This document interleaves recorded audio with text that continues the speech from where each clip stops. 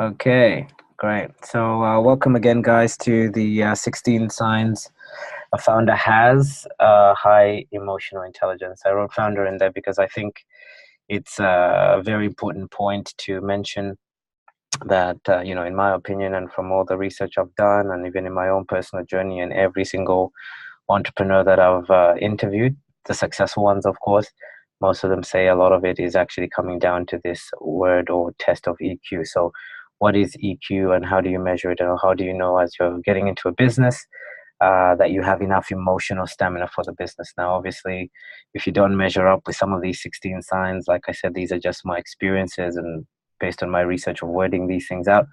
But I really strongly urge you guys to dive into the last part, which is how do you improve, and just keep yourself accountable to that, or at least if you have a coach or on my program, this is something I always cue in to observe people over the journey. So let's get straight into it. So as always, any presentation that I do, I like to start the presentation by explaining the fact that, I tend to come across a little bit politically incorrect. Some of you have been to my talks, if not, or webinars, or podcasts, or whatever I do.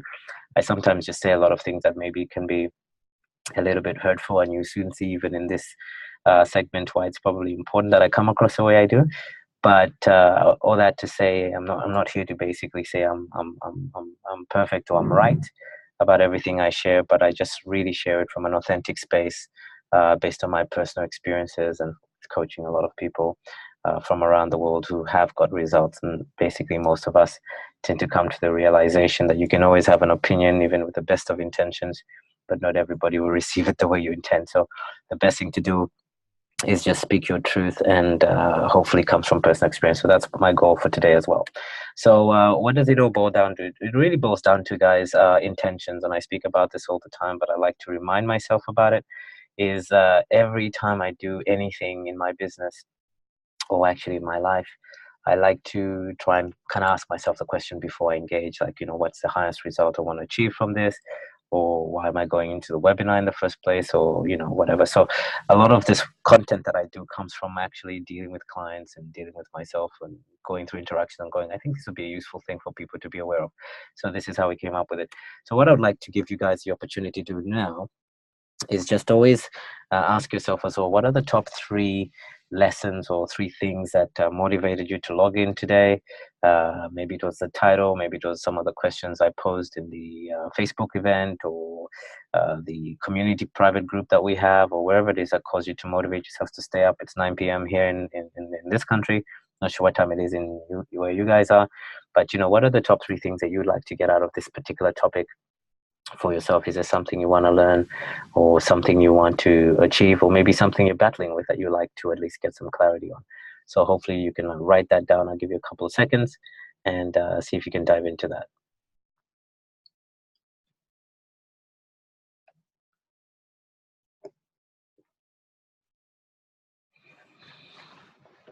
Okay, cool. So hopefully you've written down at least one. I'll give you 10 more seconds to come up with at least a second one. Stretch a little bit more, see what else you can come up with. What is it that you're trying to achieve in this particular segment around emotional intelligence? Maybe think about it this way. What around emotional intelligence do you struggle with that you think is affecting your business negatively? That might be a good way to go about it. Do you overreact in certain areas? And if they are, what are those areas? See if you can think about that.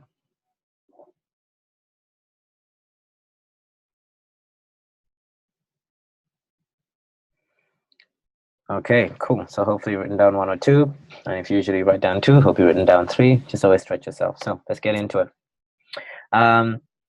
Yeah, so I wanted to talk about this in a lot of sections, but I finally just narrowed it down to 3 because they kind of overlapped. So we're going to cover actually high performance and EQ, and I think what the relationship is and how does that actually connect to being a startup or a founder in a business. Number 2 is we're going to talk about the 16 signs of high EQ, and obviously that means emotional intelligence. Now, what are the strengths and weaknesses with that also? And then we're going to talk about how can you improve, because we're all here to improve. I hope you also know that everything I'd write down are things that I'm also benchmarking myself as a standard and trying to improve on. So we're just going to talk about a couple of very simple steps that you can take to try and measure yourself by that you can improve. So I'm really excited to get into that. So let's talk about my favorite screen, probably, about high performance. In a lot of ways, I like to maybe give you guys a moment to just imagine yourself as a founder. What does it mean to actually be a founder in your mind?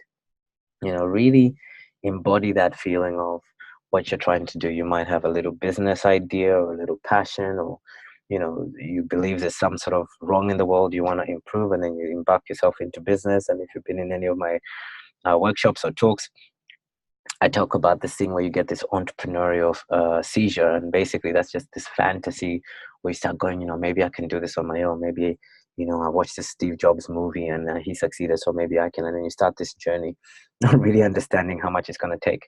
But in my opinion, and from all the experiences I've had, and when I've actually met some very elite professional coaches who train athletes, and when they start telling me about the coaching that they do, and the individuals that they coach, nine, actually no, 10 out of 10, I've never actually met, I'm talking the good ones now, I've never met an exceptional coach who comes to me and goes, all my athletes just turned up for training when they wanted to, or all my athletes found it really cheap and affordable to get coaching from me, or all my athletes had all the skills and all the knowledge and all the confidence when we first met. Or in all situations I meet these coaches, they always say one thing: these guys came with a lot of work, you know. But they also finish up by saying all of them, by large, had the courage to fulfill their dreams. And, you can notice I'm getting a little bit emotional about that. But I really feel that as entrepreneurs and as founders, you guys have actually engaged yourself in an athletic adventure. And when I say athletic adventure, I think the closest people to founder entrepreneurs, I'm talking people who actually start the business from scratch and have a dream and are fighting adversity, be it from friends, family, economy, racial discrimination, gender, who cares what it is. You tend to be coming from this desire that that something like a little voice inside you is just telling you you can do this and you can probably win at it. And then you embark on this journey, you get yourself a coach. But why I like the word high performance is that in all cases, anyone that makes it to the athletic level, also the Olympic level, tends to be in the top 2% of the 2% of the 2% of the world population. So let's just say everybody runs around the world, qualifies into time zones, and then they qualify to get into heats, and then those heats build up into this final race where you can have a chance to win the Olympic medal. But what a lot of people don't appreciate, and I have an amazing image later that really embodies this, is that you'd never get a gold medal unless you're a high performer, right? It's not something you can just sit at home and watch TV about and go, yeah, I'm going to get a gold medal one day. You have no chance, no Buckley's chance if you don't do some training and don't get yourself into the time zones. Now, the reason why that's important to share right now is that a lot of people move from businesses, or they move from environments where they never had to be critiqued on results. And in athletics, if you don't make the heat, you don't make it, right? In Olympics, that is. And if you want to win a gold medal, you have to understand you'll be competing next to a lot of people around you. And in most cases, what we found is it's not necessarily the most talented or the fastest that actually become gold medalists. It's the people that had an ambition and a drive to perfect, or aim for high performance, but had a dream and the courage to pursue that with just a unrelenting, obsessive passion to get to qualify for these things. So I want you guys to maybe start, maybe it might be a little bit too extreme for you to think about right now, but if you're in business, I'm sure at some core level emotionally you're thinking yourself and going, my goodness, this crazy cat has got a point, because every time I'm pushing something in my business, it's hard. Every time I'm looking at my bank account and trying to find the motivation to keep going when I don't know where the next client's coming from is hard. Every time I'm trying to stay optimistic to make my next sale, and most people around me are telling me they can't afford it, is hard. And the only people that seem to believe in you are the people who are coaching you, or people who you've committed to. But at the end of the day, you've got this dream that maybe one day you're going to win the gold medal. What's the gold medal in business? You have self-sufficiency, and you've been able to create enough value in the marketplace so that it can show up in your bank account. That's really, at the end of the day, the high performance. And the closer you can get to that, the more likely you can create a mindset like an athletic gold medalist, the more likely you're going to be successful and reach the finish line, which is your dreams. So, what does this actually come down to? I'm sharing this more and more in my webinars because I'm realizing something so uncanny is that in a lot of cases, particularly in the early days of my coaching, I used to get these safe concepts, look at psychology and look at motivational pools and what everybody in the workplace was talking about, managing stress and all these amazing normal things people talk about. And what I found out is like, a lot of psychology or motivation as we know it these days, including in my industry, personal development motivation, is it's really based on basically showing people what to do, but not really teaching them how to do it. And why that's a bit of a challenge is that you find, if you look at this bell curve on the left hand side, between 14 and 2% of people, definitely less than others, but they're on the negative side of life, meaning they might have some physical disabilities, mental disabilities, emotional disabilities that are just like stopping them even engaging at a job level. Now, 9 out of 10 times, if you logged into this webinar, had the IQ and the skill set to log in and get yourself with a time zone of 9 p.m. Singapore time, you're probably not in the minority because you are a very capable, functioning person. And therefore, you probably fall in between the 14% and the last 14% on the right hand side. And basically, in my opinion, that's like the same as others. This is what in most times society calls same as others or normal. Now, here's the advantage. The thing with normal is as you can see on the bell curve, it's the highest point of this bell curve, and therefore majority of the billions and billions of people on the planet are basically aspiring for this, which is most likely in most cases, get a secure job, 2.4 kids, don't do anything too risky, stay with everybody else because everybody else is going to be normal like you and everybody will support you if you're a doctor, lawyer, everything. Now, unfortunately for you guys, for some of you, you might not know this already, and I have some news to share with you. Entrepreneurs actually don't fall in the same as others bracket. Where do they fall? They fall on the right hand side of the curve. And I think it's a positive thing also because, in a lot of cases, people tell you, well, don't take risks. But, if I was coaching you or if you're logging into this program and you know me for a few, at least minutes now, you understand that I'm basically encouraging and pushing people outside normality on the other side of the discomfort zone. And why that's important is because on that side of the comfort zone, things like a balanced lifestyle don't actually work. Things like playing it safe don't actually work. Things like settling for a normal life don't actually work when you're trying to stretch for an extraordinary one. And the biggest coin quote that I think people are knowing me by these days, which I love and I keep using it, but I've also got it from a mentor of mine, I'm sure, in the past, is basically this: the enemy of a great life is a good one.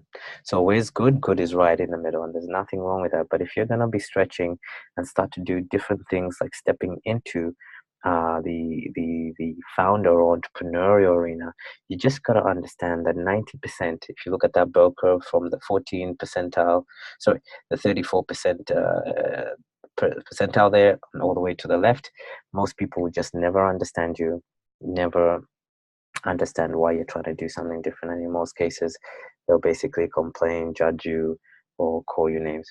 But this is where you also find most secure, emotionally intelligent people also live, because emotionally intelligent people don't do what most people do. If they did, they'll be in a different percentile.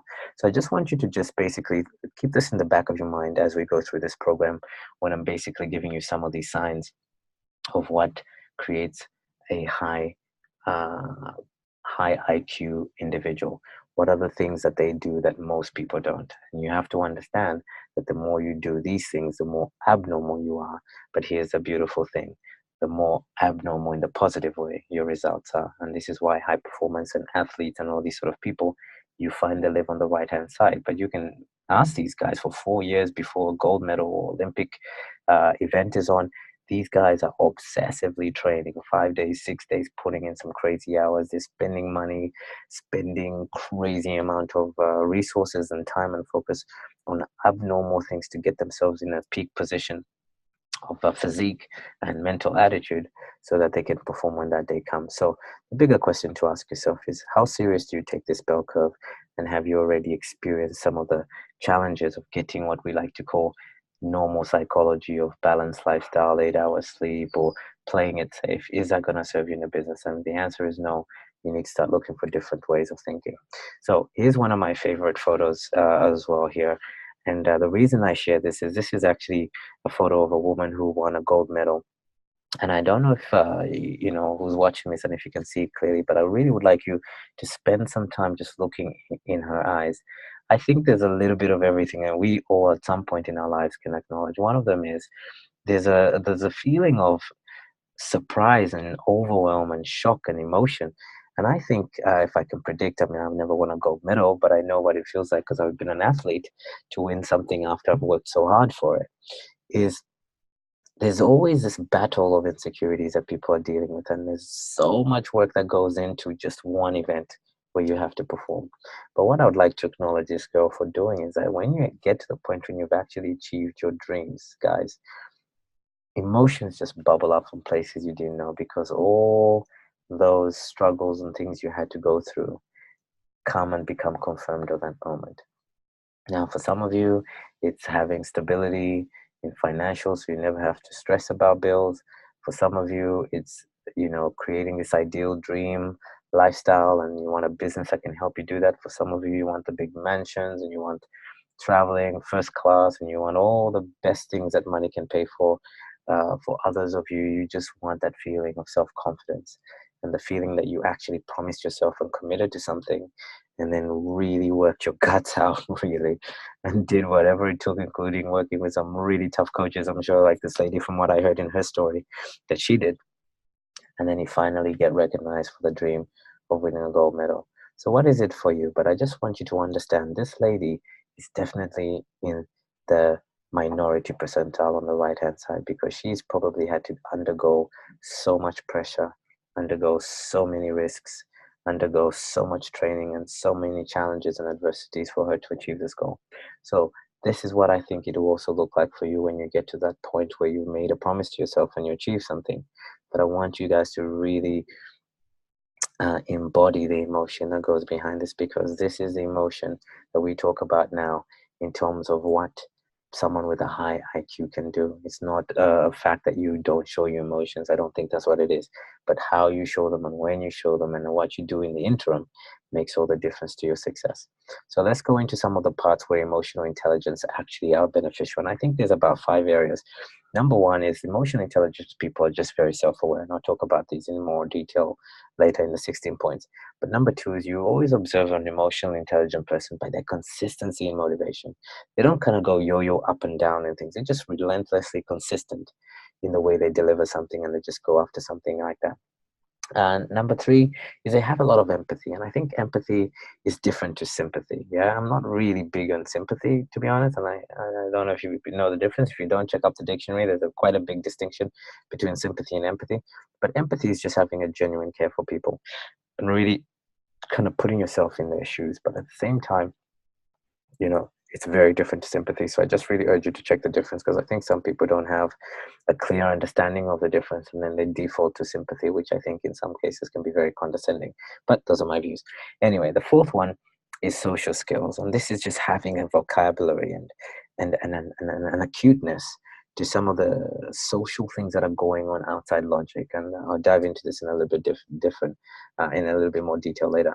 And then the last is self-regulation. Now, obviously, in these five, I think I dove into them more and I kept coming up with more signs that are a bit more specific. But I just want you to kind of take that picture and then ask yourself, from 0 to 10, how self-aware do you think you are? From 0 to 10, how consistent are you with your motivation levels? From how empathetic are you? What sort of social skills would you love yourself on, and how self-regulated are you?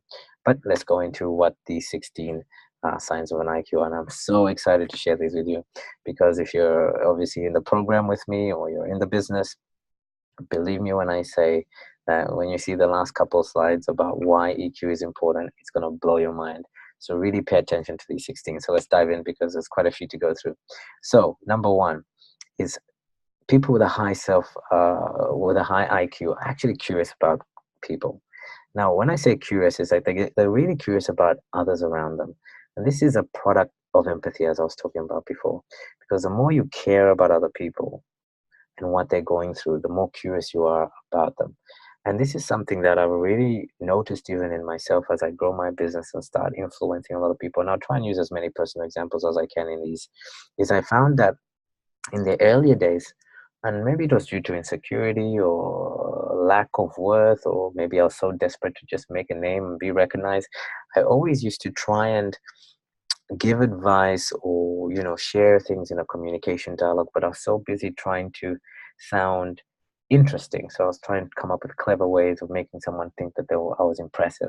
But what that did is it actually limited my abilities to really dive into why was that person even asking me the question, why were they coming up to me, what gift can I give them that can help them get better in their life.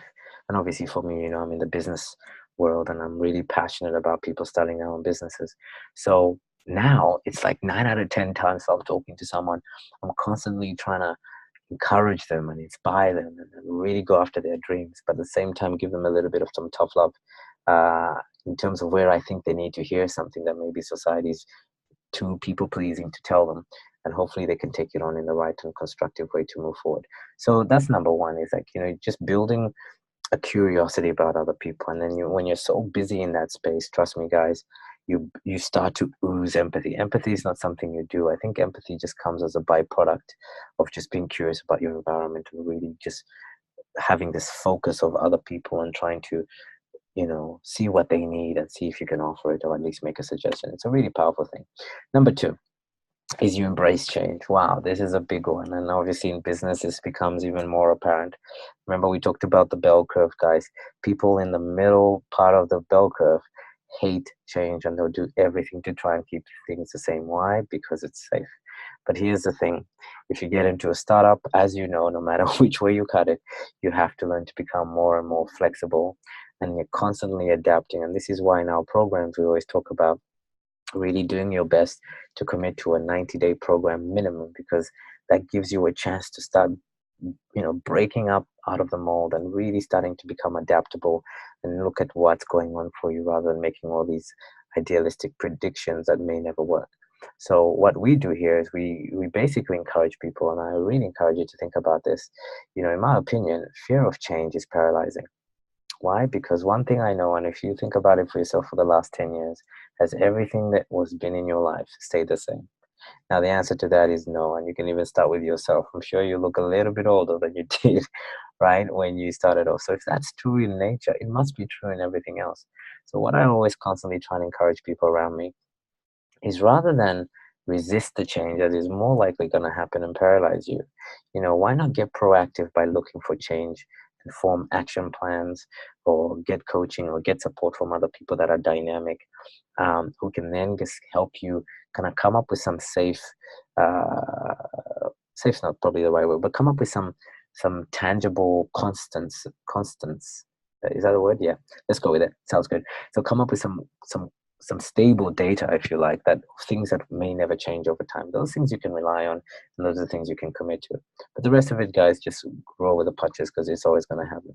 But like I said, the reason why I'm telling you this is, for a long time in my earlier businesses, I actually paralyzed the growth of my business because I wasn't responsive to the marketplace and I saw everything as a major threat. But then what happened is I was so locked into keeping things exactly the same way that the market just moved on. And guess what? That really impacted on my business success and also on my happiness, because I kept trying to keep things the same. So if you catch yourself in this dilemma of always trying to say, well, this is how we've always done it, really, really slap your hand on that one and really go, listen, Aaron said it's time to get proactive. It's time to create action plans, because if you have the power to create action plans, you can always work around things and change with the changes. And that's a really, really good benefit to do. So a lot of people who actually have high IQ tend to embrace change, because that is one of the most constant things that's going to happen in your life. Number three is knowledge of strengths and weaknesses. And this one is huge. Knowing what you're actually good at and knowing what you're terrible at are signs of high IQ. So here's a time and an opportunity for you guys to laugh at me if you wish. But I know I am pretty darn good at coaching people within a 90-day, 6-month time frame to really just identify and test themselves on a couple of key criteria that really help a business at least become successful 80%. Now, I didn't say 100 because I've been always also often surprised, but at the same time, I'm also very, very aware I am terrible at reading. Absolutely terrible. I'm also really probably terrible so far at marriages in the past. So unless that record changes. But the reason I'm just acknowledging that, and you can hear me laughing about that on myself, is just that my track record has shown me that there's some things I'm really, really good at. And then the goal here is to basically have a very good understanding of yourself and what pushes your buttons, because there's so many people I've seen who spend so much time in their businesses, they spend so much time in relationships, they spend so much time in their jobs, constantly complaining, arguing with people, and those people just know how to push your buttons, and environments are very toxic for you because you feel disempowered by them, and you keep going back, or we keep going back to these places. Trust me, I've been here. And then instead of really spending that time playing to your strengths and then keeping your weaknesses uh, at bay so that it doesn't hold you back. This is really, really key. So I would like you to maybe start thinking about things like, how well do you actually know yourself? And if you think you know yourself pretty well, how well do you know the things you're really great at? And how well do you know the things you're terrible at? Because as you know, if you've done a session with me, session one, we basically spend time on identifying your passions and what you're great at in terms of skills, and really don't harness too much on the things you're not great at, because at the end of the day, you can only get from maybe a 3 to a 5, and then you're maybe neglecting the things you're already an 8 out of 10 in, which we can maybe push to a 10 out of 10. Does that make sense? So it just makes sense, I think, to focus on your strengths more than your weaknesses, because some of these weaknesses, they just need time, and if you're lucky, you can totally delete them. But from my experience, they can only improve. But so can your strengths, so why not focus on those? So just food for thought for you. Number 4 is a good judge of character. This is great. Now, I think much of the emotional intelligence, in my opinion, comes from social awareness. Okay, so what do I mean by that?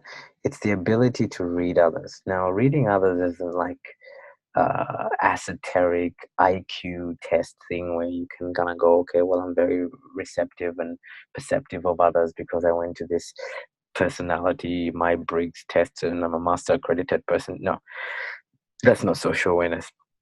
Social awareness, back to this thing about empathy, is about knowing what other people are about and understanding what they're going through. And I think the best way to do that, guys, is to always kind of observe other people around you and then try and see yourself in other people. I've been a homeless person, I've been a divorced person, I've been a successful business person, I've been a confused person, I've been a depressed person, I've been a perfectionist, I've been, oh my goodness, the list can go on. I'm not going to bore you with the details.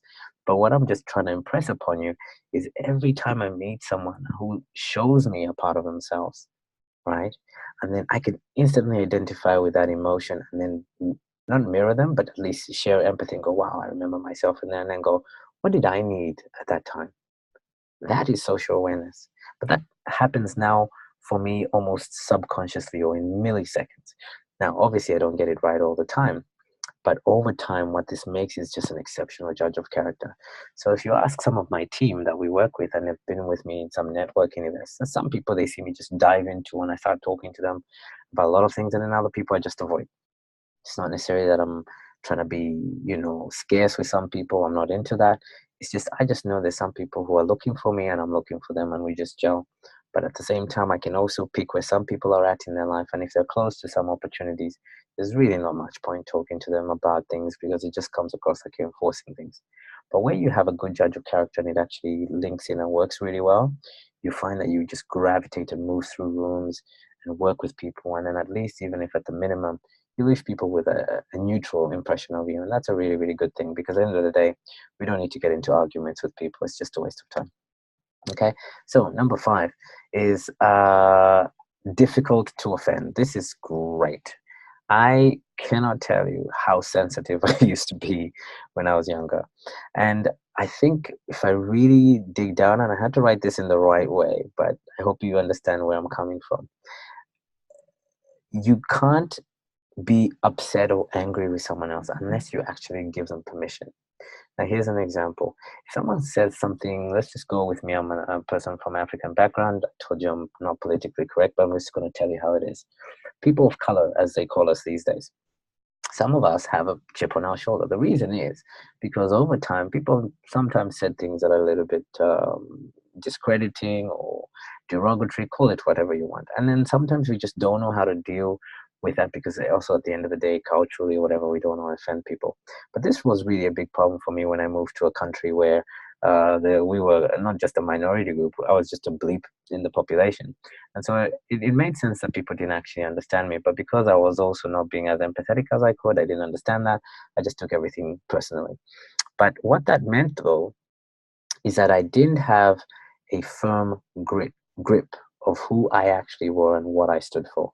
So it's actually once I started growing into that later on in my life, particularly in Australia, which is the country I'm talking about. When I went there, there was just no Africans, and then later things kind of changed, but not necessarily for the better. But anyway, that's just an opinion.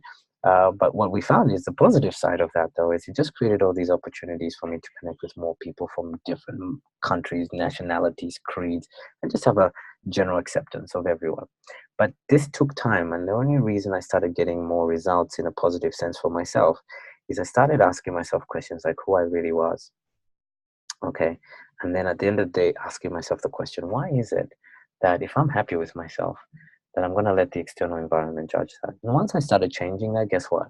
I actually stopped facing a lot of degrading situations. They just didn't happen. Not because it didn't happen, it's just it didn't hit my radar. So, what am I trying to inspire you guys to think about? Is try and get into a position where you're growing a firm grasp of who you really are.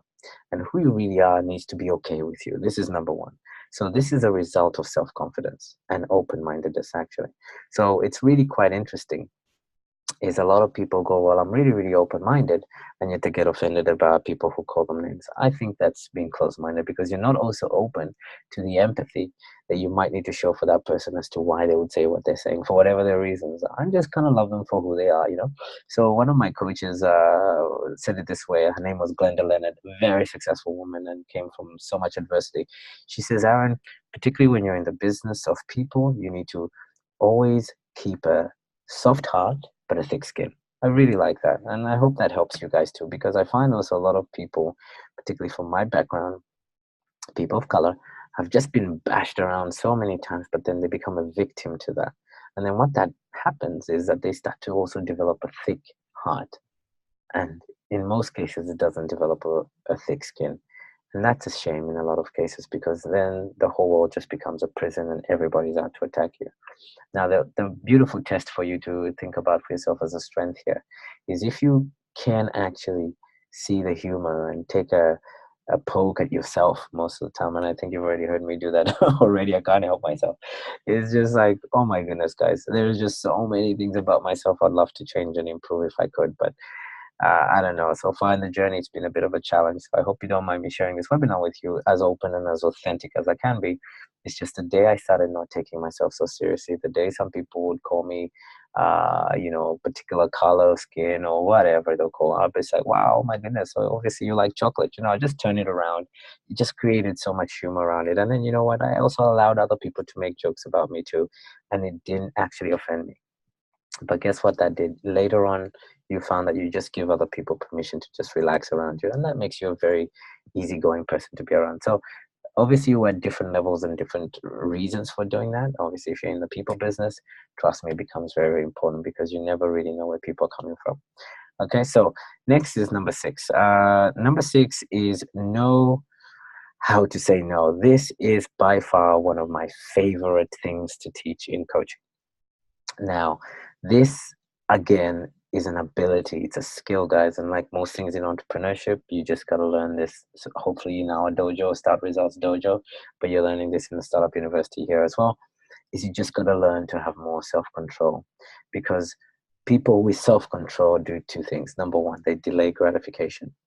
Number 2 is they avoid impulsive action. What does that mean? It can mean positive and negative. Delayed gratification means you get into business knowing that one day you want to have more self-sufficiency, for example. You want to make $5,000 a month from your business. It's always very important then to take into consideration that you're not going to make $5,000 in your business in 3 months if you've never done that in your life. Why? Because you don't actually have the skills to do that. Now, people who've done it a couple of times in business most likely will. But here's what I always look for with people is I say, listen, guys, if you have enough self-control, you know, back to this bell curve, that 80% of people are just not going to make it in business. Not because they're bad, it's just because they're still subscribing to the normal bell curve of avoiding risk. People, when they get into entrepreneur, need to change their mindset and get into this thing called delayed gratification. In delayed gratification, guess what? You have to forfeit some of the pleasures that you used to have, probably live a minimum lifestyle for a little while, because you're building an asset. It's very different to creating a job. A job, you get a certificate, you go and apply, you show your certificate, boom, you're making $2,000 a month or whatever it is these days people make, I don't know. But guess what? You might be making $2,000 a month for a long time. Now, I don't see any fun in that either. But on the other side of delayed gratification is it might take you a long time to make $2,000. But guess what? Once you learn how to make $2,000, you can make $4,000, and you can make $8,000, and you can make $16,000 per month. You can even make $32,000 per month, and I can keep going on and on and on. But why that excites me, and you can probably hear it, is because it's just a different curve. It's a different mindset, and you're building what we like to call self-control. So you're not a victim to the changes around you. You stay poised in your direction and your dreams. But number two is you then avoid impulsive action. Now, here's what impulsive action means. You lose a bit of money, you got no money in the bank account, you change your decision and you quit your business. That's impulsive. The other impulse is you make $5,000 in your business and then you use all that $5,000 to buy yourself a car. That's impulsive because you may not make that 5,000 a while. So if someone who has self-control just kind of sees through both the troughs and the highs of this and just makes strategic decisions all the way through. So where do you sit with that? But here's what research has shown. Research conducted by University of California shows that there are more, that the more difficulty you have to say no, the more likely you are to experience stress. Here's one. Hear this word: stress, burnout, and depression. Here's the three things. Now, what do we most hear from people around the world? Stressed out with their jobs, stressed out with their business, burnt out with their business, burnt out with their jobs, burnt out with their relationships, depression, etc., etc., etc. Nothing wrong with any of these things. It's just these are byproducts of most likely people not saying no. Why?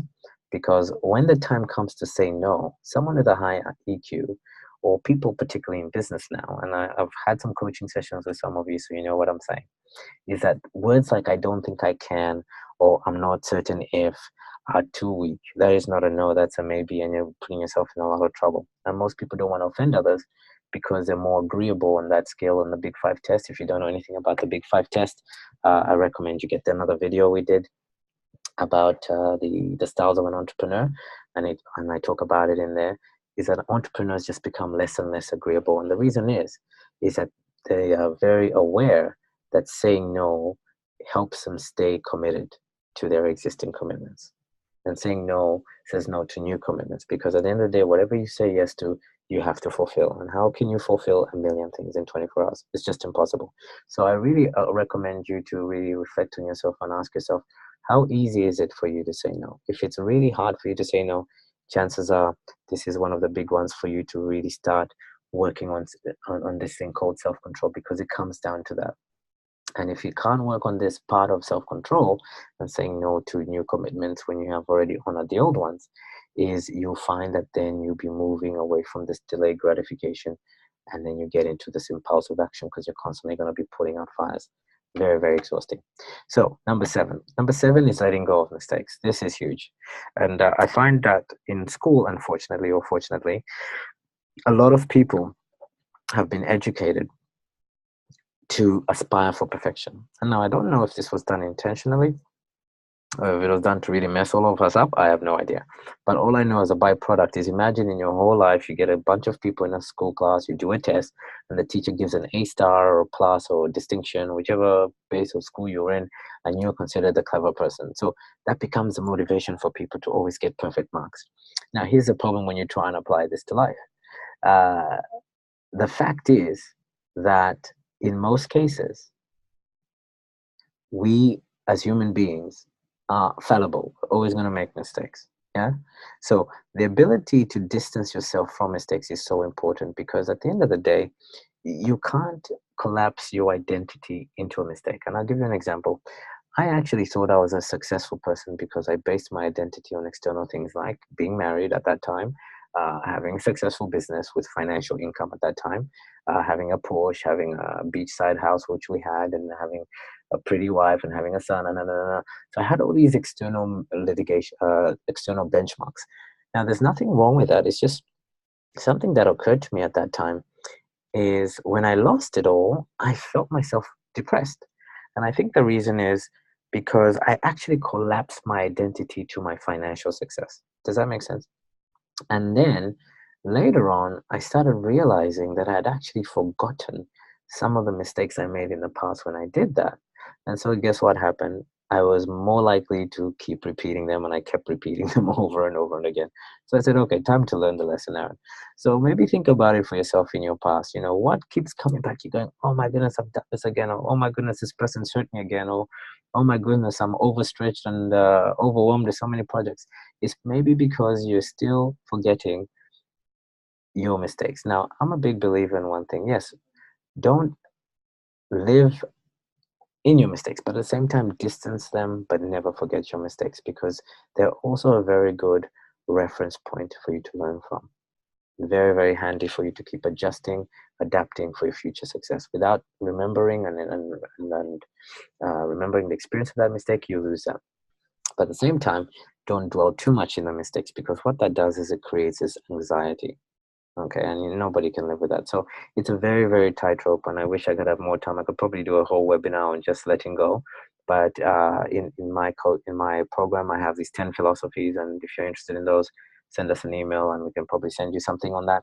But one of them is just means detachment equals flow. That's really what that means. You just let go of holding on to the past and just kind of live in the here and now. It's very, very important. So number 8 is you know give and expect nothing in return. This is a very tricky one. When someone gives you something without expecting anything in return, as you know from history or your past experiences, it just leaves a very, very powerful impression of that person, right? Now, unfortunately, in business, it's very, very important to give without an expectation of something in return. But at the same time, it's also important that you expect something in return if you're doing a business transaction. So there's a bit of a dance in that one, but for now, let's just go with what I think most people need to work on first. First thing is, I know a lot of people give things saying they're generous, but somewhere in that, you feel energetically they expect something. People with a high EQ know the focus is to give something without expecting anything in return because it just builds strong relationships. It just builds strong relationships. That's it. And they get a buzz from building strong relationships. So they're giving in a sense that it has no obligation to come back. I've had some partners in the past, businesses and social partners or intimate partners, call it whatever. They'll say, okay, well, I'm going to wash the dishes. I'm going to give you a massage. I'm going to do this for you because, it's love. But then later on, they come back and throw it back in your face and say, well, I did this out of love, so you need to do this. Like, well, that's not really a gift. So that's not what this is about. You always see how that feeling doesn't create a powerful impression. So that's the acid test of that one. Is does it create a powerful impression? And if you're gonna give something wholeheartedly, just surrender it because it's just a good feeling to build good relationships. Okay, and you're thinking of the other person and what they need. But if you expect something back, be clear about that too. But make sure you don't confuse the two because I think can come back to bite you. Okay, so number 9 is the negative emotions that come from grudges, guys. This is huge. And again, I hope you can hear in my voice, I've had some big failures. I've had some big, big, big failures in business. Just recently, I was with my team actually just today. One of my ex-business partners walked into the door where we were doing our little team meeting thing, and just out of the blue, totally unplanned. But what a gift it was for me to actually sit there and feel into how I was really, really happy to see him. Now, I won't go into the details of this, but you can talk to my team about it. It actually happened real time, and we had some very big disappointments in our earlier times in our business. Just the business wasn't working out. I wasn't the right leader at that time, obviously, and we parted ways and we were amicable. But I'll be honest, I was probably a little bit resentful because there was a lot of money on the table that we lost, etc., etc. But I learned later on in life, because other negative things happened in my life, that holding on to things actually just caused this stress response for me. I was really stressed out, really anxious, and just carrying this heavy weight around me, and it actually affected everything I did. And then later on, there was some research I stumbled on. I think it was by Emory University, and check it out for yourself. They said that holding on to stress contributes to high blood pressure and heart disease. I'm like, there is no way I'm going to build a legacy if I'm going to hold on to this. And some people with stress create all this lactic acid, goes into your body. So much research has been done on this, guys. It's just not good for you. So my point is, weigh it up on a scale. Would you rather hold on to a grudge and get heart disease, or would you rather just let that go and live a peaceful life? I hope you go for the later, because you find you get to a place where you're just traveling light. And it's just such a good feeling to have that. Okay, so the next one is you don't seek perfection. Now, I put this in there very special for a lot of people I'm working with, because like I said, I really understand this, guy's society, the Industrial Revolution, education has really bashed it into us to expect perfection. But here's something I've come to appreciate, that we're infallible, like I said before. And when you have a perfection goal, you're left with this nagging sense of failure that makes you want to give up or reduce your effort. And this is the saddest, but probably the most important slide you need to look at as to why most businesses fail, guys. People just give up too early. One of my coaches gave me some comforting news, because I was terrible at business at the beginning. He said to me, look, Aaron, if you can just stick the race, most businesses become successful through attrition, because most people just give up. So a person with a high EQ doesn't set themselves on perfection as a target, because they know it just doesn't exist. Now, what we have in our team and in our business is we set our goals to doing better and better and better every day.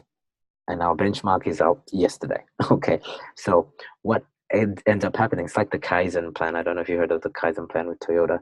They didn't set these 100% success rate improvement in efficiencies. What they did is they just set a 1% goal every day. Say, okay, yesterday we did it at 65%, for example, efficiency. Tomorrow, then I aim for 66, and on it goes. Before you know it, you're in some really high percentages. So I really hope you can try and shift your mindset around that, because the minute you can let go of this perfectionism, you're not going to have this feeling of failure, and it's not going to cause so much stress. What you're going to start aspiring for is process improvement, and that's a really much better and healthier way to go. So this one is also really cool, and I really, really, really think it's important. Guys, you have to appreciate what you have. And some of you have done some coaching with me recently, and I can feel sometimes with people, you get into a program, there's a lot of money on the table at risk, and I totally get it. But the last thing you need to do is also not to consistently take stock of what is actually working in your life. So take time to complete what you're grateful for.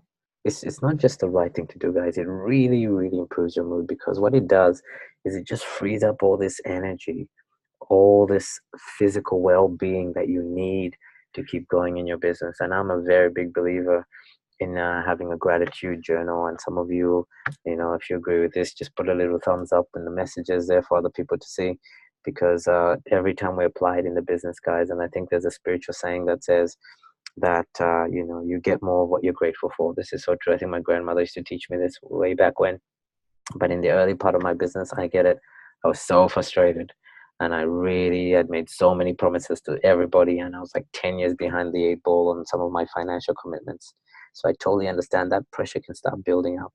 But the best thing that you can do for yourself, guys, is just get yourself a gratitude journal or gratitude little book, and just start listing every day the things you're grateful for. Believe it or not, I wake up sometimes, and first thing I say is, I'm just grateful to be alive. I'm just grateful that I woke up, I still have my health. I'm grateful that I could afford a coffee. I'm grateful that I have these amazing clients around the world. I'm grateful that I even have an opportunity to share this webinar with you guys. And you have no idea how much research had to go into this. My team will tell you. We're still working on it today. But I'm just grateful that it's done. Whether you like it or not, I think it's amazing. But, it's just having fun with that. But what that does, and research is now proving, that you get energy, mood, and physical well-being. This is crucial for you to build a business, and this is what you need for that delayed gratification journey, because sometimes it's going to take you a long time to see other things that you are excited about. But in the interim, just look around you guys. There's so much to be grateful for. Okay, so I can't emphasize this enough. This is really, really important. Number 12 is taking regular time off the grid. This is huge. If you know me well enough, I do everything in 90 days. I just came back from my holiday with my lovely partner, and we just took 4 days off. Now, most of you know that, some of you, because I'm obsessive compulsive, unfortunately, I probably texted a couple of people and did a couple of things just because, I can't help myself. I love my businesses. However, I didn't like get into the grind of having my phone every day. I think there were a couple of full days I just didn't turn on my phone at all, didn't know what was happening. But I also maybe had some challenging situations that would happen. If you're running 4 companies, not everything goes right on time. In fact, everything goes wrong at the right at the same time. So I just took the initiative to, just kind of like get off the grid, and understood that I was feeling the pressure, but I wasn't letting it overwhelm me. And I put the word pressure in there rather than stress, because I actually think there's nothing wrong with good stress. I naturally impose stress on myself to become successful in life, and that keeps me motivated. And like I said, this is anti-normality psychology. This is now on the right hand side of the bell curve. And there's another great book called The Maverick Mindset. I really recommend you read it. It talks about top athletes. Top athletes actually use stress to succeed. So anyway, another rant there, but go for it if you want. So I like the word pressure, because sometimes you can have enormous pressure on yourself, enormous pressure from society, from staff, whatever your size of your business is. And there's nothing wrong with that pressure. It's really, really good. But you can't be overstimulated all the time. So what I try and do is, at least after 90 days of hard work and consistency, is taking the pressure off myself and just going out to live in the here and now, just smell the roses, be there, check in with people I love. And this is a really good thing. So do you make the time to disconnect? That's really what that means. And connect with the present moment, or the here and now. I've built so many businesses, guys, very successful financially. But at the end of the day, I didn't know how to disconnect. So guess what happened? I started really eroding away at my quality relationships, which actually led to a divorce. I take full responsibility for that. So I had to learn to start knowing when to apply the pressure and then take the pressure off. And I like the word pressure. It takes it a little bit less than stress, because people kind of don't know how to deal with that. So 13 is stop negative self-talk. I'll breeze through some of these because you already understand these and we all have gone through. Guys, most of us have negative talk. Even I think I'm a very positive Vegemite, as they call it in Australia, but I had to learn, okay, to separate my thoughts, my negative thoughts. And that's exactly what they are. They're just thoughts. They're not facts. So high EQ people separate thoughts from facts. Okay, and in order to escape this negative spiral, because one day you're thinking this business didn't work, or the client rejected you because, or whatever, and then before you know it, you think there's something wrong with the business. Before you know it, you think there's something wrong with you, and then on you go. And that just doesn't create a very good outlook. So you have to really hear yourself going, okay, I'm thinking very negative about myself, but that's not the reality. The reality is, you know 80% of the time I'm going to make mistakes. That's okay. But 20% of the time I'm going to get it right, and I'm here to improve, not to be perfect. For example, that to me helps me. I'm a perfectionist, so that helps me knock myself out of that negative spiral and into some positive outlook. So it's just about focusing and giving yourself power back. Okay, because the more you focus on negative thoughts, the more power you give them, the bigger they get, and then before you know it, you think they're bigger than they are. So just really reflect on that. Next is limitless joy. Now, I love this, guys. To me, I even wrote a quote about this on Facebook some point. I think rather than aiming for happiness, as most people talk about, aim for joy. Joy is like that little step higher. Now, high IQ people know the things that make them joy filled. Now, for me, obviously, if you haven't guessed it already, I love startups. Love it, love it, love it. 9 p.m. today, I'm thinking about what next to do to help you guys. It's just what I do. But I'm really, really proud of that. I work really hard for it, and I see some amazing results for people. So when I do have that, though, it's created this strong individual opinion about something that I've worked hard to do. But in the past, I'd work on something, but then I'd go and talk to someone in my near proximity and then ask them, hey, what do you think about this? And they might say, oh, that's a shit idea. Or, you shouldn't work that hard. In fact, who do you think you are? And that would just chip away at my self-confidence. So here's something I want you guys to ask yourself. This is a jaw-breaking quote, but it's true. When your sense of pleasure and satisfaction are derived from the opinions of others, you're no longer a master of your own happiness. Think about that. Take a photo, in fact. So what does that say? In the opposite is if you care more about what other people think about you, guess what they have planned for you? Guys, I've learned from experience, not much. They're so busy worrying about themselves. This is the truth. So my recommendation, my strong recommendation is be clear about the things that make you happy. And if you work hard for those things that make you happy, you alone should have a very strong opinion about that. Okay? Because the minute you start benchmarking yourself on satisfaction and pleasure from other people, trust me, guys, some people don't mean to be hurtful, they're just distracted. Okay? So just be very, very careful that you don't benchmark yourself on that. Okay? Now, number 15 is everyone's experience emotions. I have found, and this is so powerful, guys. The minute I get an emotion, let's just say it's anger, but it's anger connected to something, and I can feel it coming on because someone said something really negative towards me about something. But the minute I call it, and if I'm very, very, very accurate about that emotion, whatever it is, could be anger, could be hurt, could be fear, could be disappointment, could be frustration, could be resentment, could be jealousy, yeah, could be anxiety, could be whatever it is. Point is, the deeper your vocabulary is to call that emotion, the less power it has on you. And this is huge. And research is showing that 36% of us can actually do this because it's not about calling that emotion after you've, say you're angry, actually, say you're hurt. So you react to your partner or your client or whoever in this case, and you say things like swear words and accuse them and do all these sorts of things. And then you find that at the end of it, you realize after 2 weeks later that, my goodness, you had just heard about something that could have been resolved with an apology. But guess what you've done? You've just gone in like a coffin and put nails in the coffin of hurtful things that have hurt other people also because you were hurt. But you thought you were just angry. But even if you can go back and apologize and pull those nails out of the wood, guess what? You've left some holes in the coffin, and those holes never fill up that easy, guys. So what I've learned is rather than trying to stop yourself feeling emotions, because we're human beings, these things happen, aim to be more accurate in identifying that emotion as it occurs. And the sooner you do, the easier you can avoid misunderstanding reactions that lead to counterproductive actions. This is huge. Put that in business, my goodness. This will show you why most people lose clients. So number 16, last and not least, is uh, the ability to be proactive. This is huge, and I think you've heard me in my talks. I talk about this, guys. In a founder who can take initiative, try new things, make mistakes, try new things, innovate, innovate, innovate, innovate. You've heard me talk about that. Innovation is key in business, and innovation is the ability to execute an idea. I don't believe in innovative ideas. I don't think they exist. But innovation as itself stands with an ability to execute on something. Now, here's why most people don't execute. Think about this. They fear making a mistake.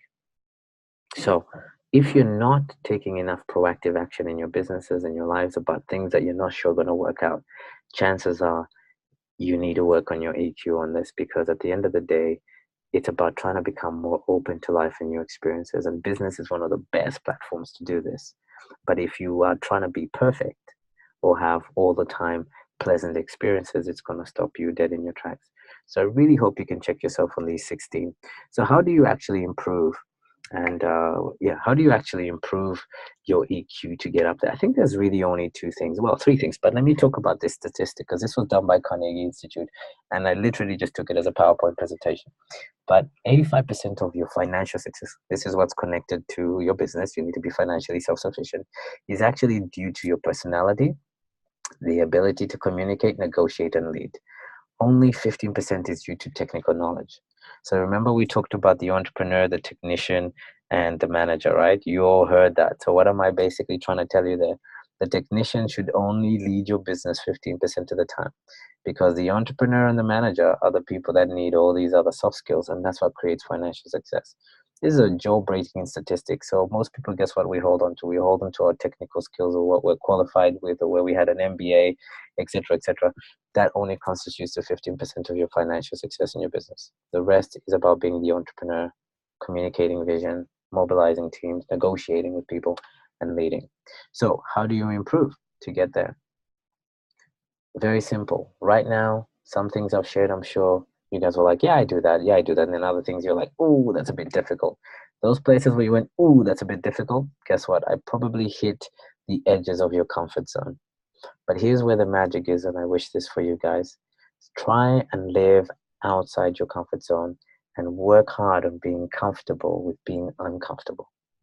When I first heard this and someone showed me this diagram, I just realized how small a world I was playing in by trying to control everything, trying to stop people offending me, trying to have fewer friends because I was scared that other people would judge me a certain way. Da, da, da, da.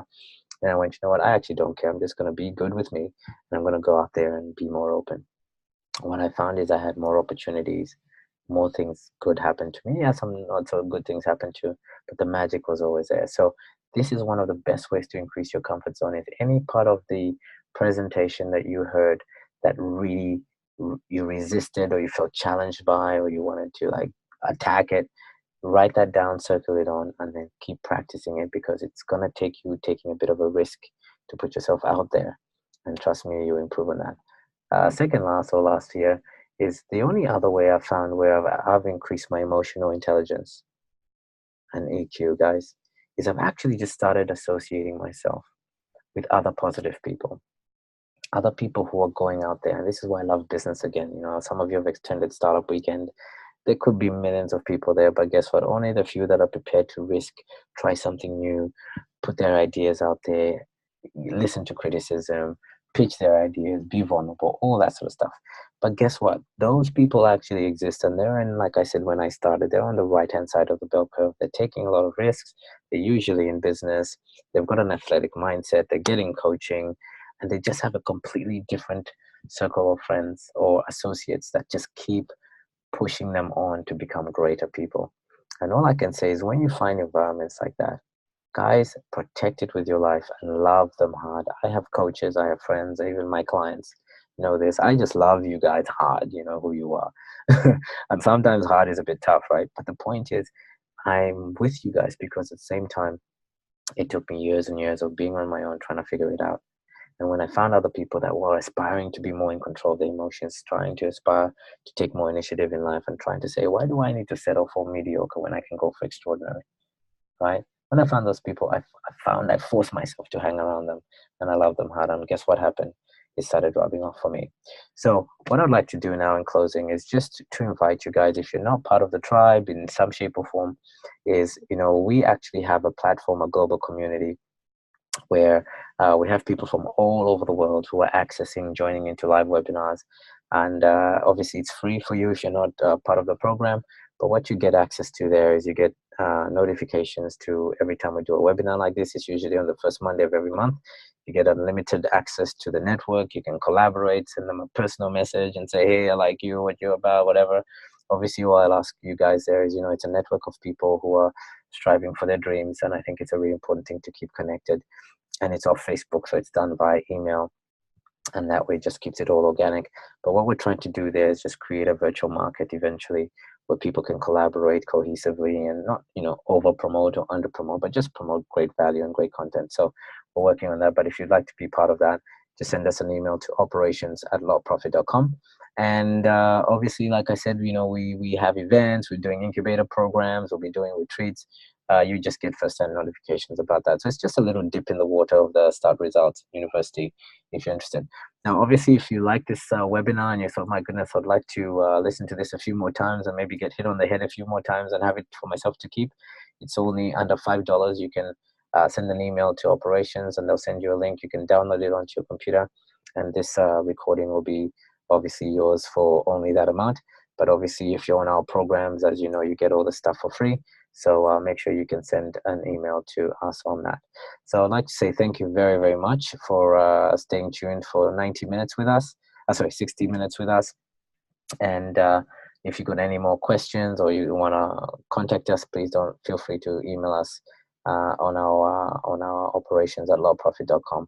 So thanks again for that, guys. And yeah, I'll stay back for questions for people who have them. Thanks.